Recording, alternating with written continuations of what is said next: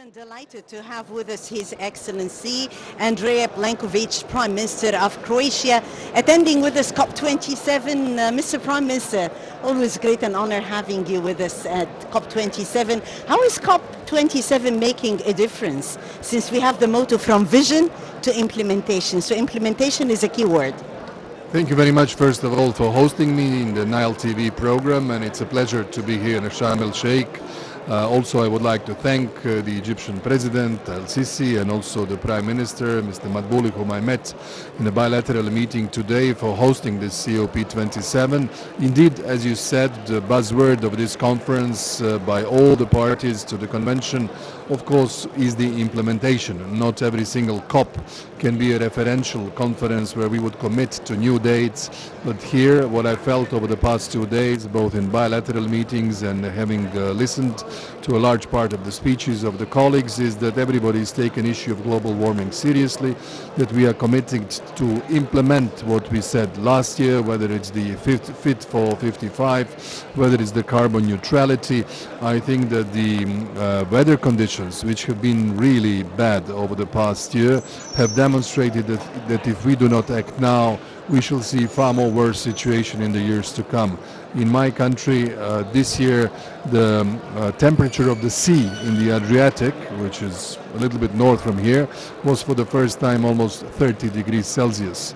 And what the meteorologists are telling us, that this, the warmest summer since the meteorological records, might be seen in the future as one of the coldest or cooler ones. So this explains the, I would say, the immediate necessity to act. How is Sharm making the difference? We're talking implementation, we're talking sustainability, and at the same time we're bringing on the table files that are very important for this sense of implementation, like climate finance, which is also key. I think it is essential. First of all, we all know that the countries who are richer, who are more developed, should shoulder a bigger burden and make a bigger contribution. And I think this was very clear, especially last year in Glasgow, where you could see the commitment that came up from the European Union and other key actors across the world. I think we need some other major players to follow that line, and also to alleviate the burden for those who are less developed. But the point of the fight against the climate change, that it is done globally. We can't make a very good effort in a fragmented sense in one part of the world and then the other ignores the issue.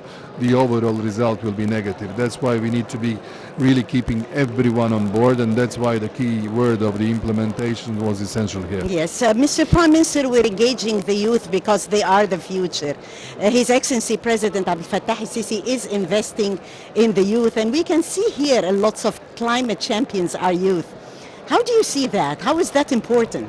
Well, I see that it's happening across the globe. When I talk to our youth in Croatia, now I've been Prime Minister already for full 6 years and I'm in the 7th year of being Prime Minister, I can tell you when we meet the young generation compared to those who are more experienced, the fear of the future, not only for their kids, but even for themselves, is visible. This was an issue that didn't exist 30 years ago, let's say, among my generations when we were their age. Today, they are more aware, they are more action-oriented, they have a greater sense of social responsibility, and also they are pushing us and pressing us for actions. So everything that we as governments or the private sector or the international organizations or the media can do now will create better conditions for our successors, our families, our kids and our generations to come, but not in some sort of elusive non-clear calendar. It is actually happening in the next couple of decades. Yes. So this is the issue. Yes, Mr. Prime Minister, a message from the mother of the world to the whole world about COP27. How do you see the organization? How do you see amazing Sharm and the expectations of COP27? I think it was very well organized. I feel comfortable. This is my second time in last 2 or 3 years that I'm again in Sharm el-Sheikh, and the level of organization is the highest one. You can be proud on it. Everything was brilliant. All the compliments. Yes, and also the sky is always the limit, let me say, vis-a-vis our sense of partnership and strong bond with Croatia. Well, absolutely. I really am pleased that I spoke to your Prime Minister today. He has invited me to visit officially Egypt, to come to Cairo. I have invited him to Zagreb. We will soon conclude the Convention on the Avoidance of Double Taxation.